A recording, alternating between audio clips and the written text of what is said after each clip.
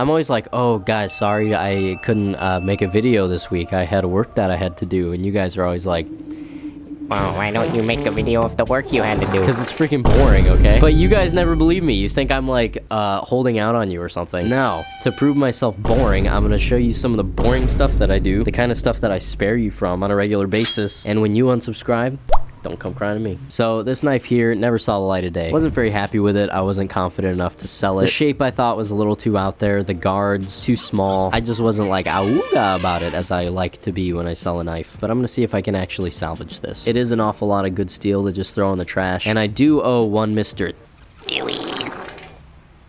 a Bowie knife. I kind of decided last minute I was gonna make a video out of this, so I already had cut the bottom guard off. So now the handle is held on just with epoxy, which turns back to liquid when you heat it up, so...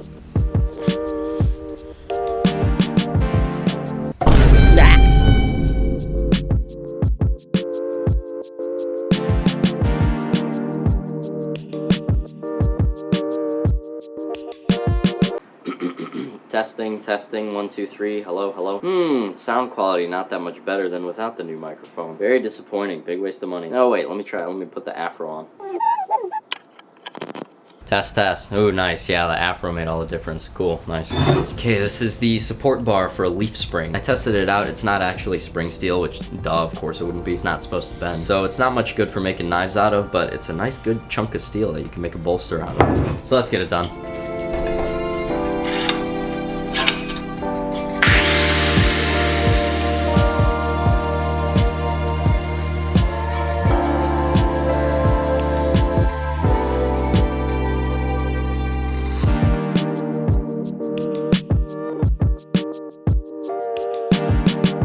Okay, I actually don't know at all how to make this look any more normal, so I'm just gonna freestyle some. There's a bit of an odd little hump to the thumb groove, and I'm also not super wild about the round back, and I think it reaches up a little bit too much. So first I'm gonna flatten this out, and I'm gonna grind the rounded back down.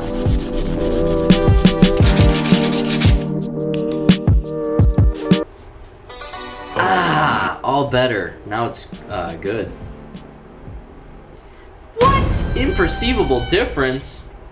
Nah, you guys just don't know about knives like I do. That's one of the big problems, like, when your brain is so big and smart, is people just don't understand you anymore. Luckily, I'm so smart that I understand that people don't understand me. There's people out there that are so dumb they don't even understand that people don't understand them because of how smart they are. And honestly, that's pretty sad and cringe. Anyways, see this little tippy part here that I had to grind off to get the bottom guard off? Well, not gonna lie, I do kind of need a little tippy part on there to put the new guard on. So I'm gonna grind more onto it. I think there's a gas leak in here.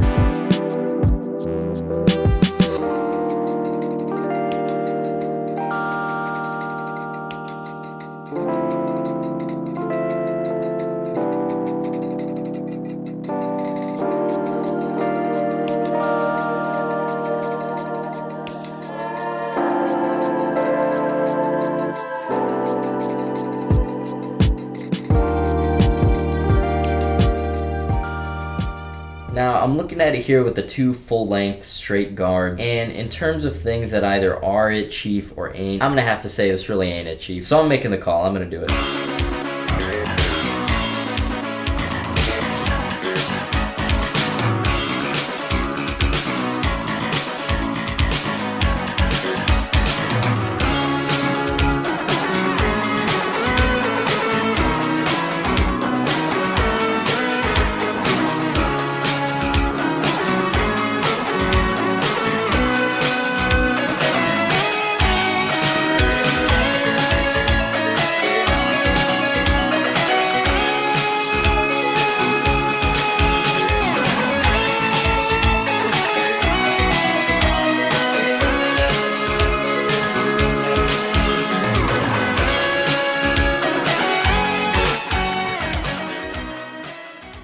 Side quest, I've got a dilemma, and I've had it for years, actually. What do I do when I'm importing footage and it says that it's gonna take 4.5 minutes? That's not enough time for me to go back out to the garage and get some work done, but it's definitely way too much time for me to sit there and just like watch it happen like a psychopath. I'm gonna be way too tempted to pull out my phone, look at just a couple of memes, you look back up at your work, and 3 hours have passed. So you see my dilemma. I need something that passes time, but is not time consuming. I need something that is non-addicting, but is more engaging than the things that are addicting, so that I don't do the addicting things, and this non-work thing needs to be productive, but not be a distraction from work.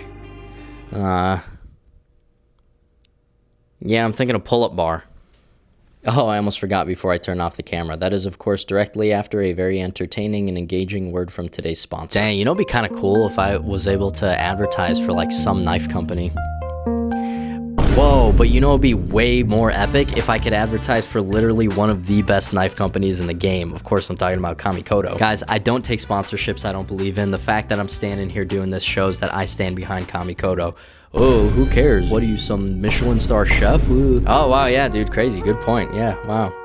So what about all these Michelin star chefs that endorse Kamikoto? Are they Michelin star chefs? I think they are. What, did you say something? You say something else? No, you didn't because you got nothing to say? Yeah, that's what I thought. Just kidding. So, you had a bad experience. You bought some fine Japanese cutlery, only for it to show up. You look at the little fine print and it says Japanese style cutlery. Ugh, dang, dude. I'm sorry you had that experience. That sounds pretty tough to go through. But you're messing with a real one now, fellas. Kamikoto is quite literally built different. Every single Kamikoto knife is made using Japanese Honshu steel and must be meticulously inspected by a master knifesmith before it can go out. No exception. Each and every single one of their knives literally takes years to make. They got this beautiful satin finish on the handles. My personal favorite part of the knives is that they're single bevel. That allows for these knives to be so sharp out of the box. You're sitting there looking at these things, you're like, is this even legal? But it is, and it's epic. And man, I cannot downplay. Would you just look at this box, guys? Every set of knives, I think every knife comes in a genuine ashwood box. Bro, can you just imagine pulling up on Valentine's Day with this? Oh, bro, she's a goner. And hey, just so happens Kamikoto's having a huge Valentine's Day sale, and on top of the Valentine's Day sale, you can use my code ALPHA to get an additional $50 off your order. I don't know if you're waiting for some sign. Oh, should I buy these incredible knives for this incredible price to support this channel that I love so much? Yes. Do it. Thank you so much, Kamikoto. So great to have you guys on the channel. I really appreciate it. All right, thanks. Back to the video. Oh, hey, look, I just so happen to have everything to make a pull-up bar. Okay, I'm gonna start by cutting one of these 2 foot by 2 foot 1/2 inch birch plywood pieces into fourths diagonally.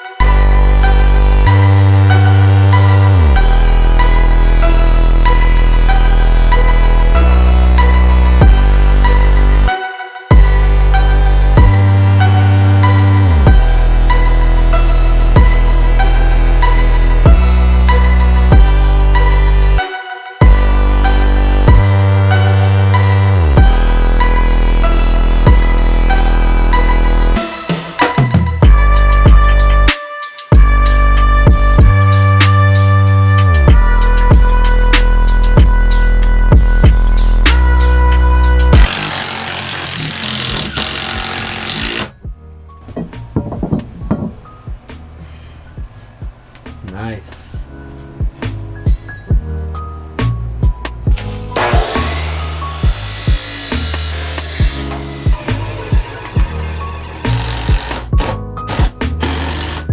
All right, Wellas, let's see what I got. Because this angle is kind of weird. To give you an idea, this is my chin over the bar, this line right here, okay? Everything or nothing. My life is on the line.